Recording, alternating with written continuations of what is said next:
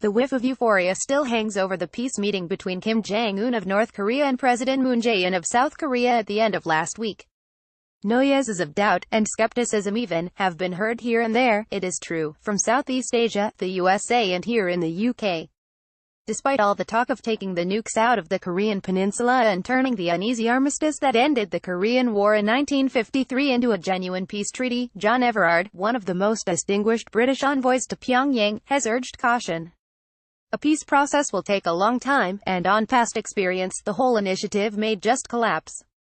At the weekend, Pyongyang and Seoul continued to wax lyrical about the path to peace and mutual understanding. North Korea has said it will dismantle one of its 3 main test sites for nuclear weapons at Punggye-ri, which has collapsed partly anyway from the impact of the explosions. International experts and journalists are to be invited to inspect the site during the cleanup process, and visitors from the U.S. are very welcome. Furthermore, Kim Jong-un has said he is prepared to get rid of nuclear weapons provided his regime is recognized by international treaty, with South Korea and its allies signing a pledge not to attack him and his country. President Trump has hailed the developments as a major breakthrough, in which we are to assume, of course, that he is the prime architect. He aims to seal the deal permanently in a meeting with the North Korea's young leader in the next 4 weeks or so. The venue, and a lot more besides, still has to be decided. There is now a real chance that the main attraction of the foreign news agenda over the past weekend, the Kim and Moon peace stroll, and Trump's cheering from the stands, could grow to be a main distraction over the coming month. It could deflect attention from more urgent matters of nuclear war and peace. The main elements to a settlement with North Korea will take a long time to negotiate, and even longer to achieve. Trump has demanded immediate abandonment of nuclear weapons by Kim Jong-un. This brings to the borders of fantasy diplomacy. Without his nukes, Kim and his dynasty are vulnerable, and could face oblivion. So they won't be surrendering them anytime soon. Kim needs a treaty that guarantees recognition and respect of his regime.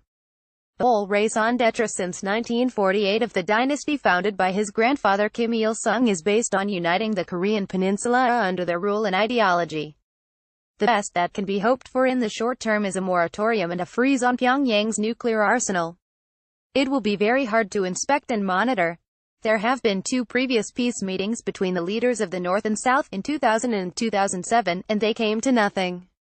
In 1994, Bill Clinton thought he had a deal for North Korea to give up nuclear weapons development, in return for subsidizing 2 civil nuclear reactors. It didn't work out, and weapons development continued, covertly. Kim Jong-un is a gamble for his long-term survival. In this, the crucial international partner is China, much more so than the USA. Given the dire state of the North Korean economy, even regime sources have begun admitting that the military programs have cost too dear. It is what China can do in terms of lifting sanctions, buying North Korean exports, and mediation that will ensure stability in the peninsula, rather than the bluster and tweet show from the White House. Meanwhile, Team Trump seems almost to be stampeding towards another nuclear crisis, this time with Iran. Despite interventions from Angela Merkel and Emmanuel Macron, Donald Trump has indicated that he intends to withdraw from the Iran nuclear deal, the JCPOA Joint Comprehensive Plan of Action of 2015, unless he can radically overhaul it. He wants to get rid of the sunset clauses, which are said to allow Iran to resume building nuclear weapons in 2025. The other 5 partners to the agreement, Russia, China, UK, France and Germany, dispute this. The High Representative of the EU for Foreign and Security Affairs, Federica Mogherini, says that the agreement cannot be renegotiated under its present terms. She has also stated that Mr. Trump is wrong to assert Iran has broken key parts of the JCPOA. The inspectors of the IAEA, the International Atomic Energy Authority, have generally found full compliance. So from threatening nuclear confrontation in one part of Asia, Korea, Mr. Trump seems to be conniving at triggering a nuclear arms race at the other end of the continent, on the Gulf. That will be the result of the fix-it-or-nix-it approach to the JCPOA agreement by Trump, his new Secretary of State Mike Pompeo, and their Israeli allies. Both the Korean and Iran portfolios demand time, attention to detail and strategic patience, attributes not even Mr. Trump's friends accuse him of having in abundance. If Korea and Iran aren't demanding enough, there is now the growing storm in Gaza. The day Mr. Kim and Mr. Moon shook hands across the DMZ, Israeli forces confronted another demonstration on the borders of the Gaza Strip. 4 died, 1 an unarmed 15-year-old, and some 170 were injured. Conditions inside Gaza are deteriorating. Intermittent electricity, dwindling water and sewage in the street.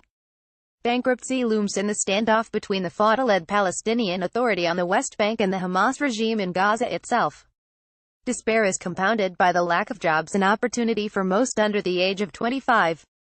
In the past month of the Great March of Return, demonstrations on the edges of Gaza, Amnesty International has reported 45 Palestinian demonstrators killed and more than 6,000 injured. The culmination is expected on the 15th of May, known as the Nakba catastrophe to Palestinians. It is the day on which Israelis celebrate the foundation of the independent State of Israel, 70 years ago. This year on the 14th of May, the day before the anniversary, Mr. Trump has let it be known that he will honor his election pledge to move the U.S. Embassy from Tel Aviv to Jerusalem.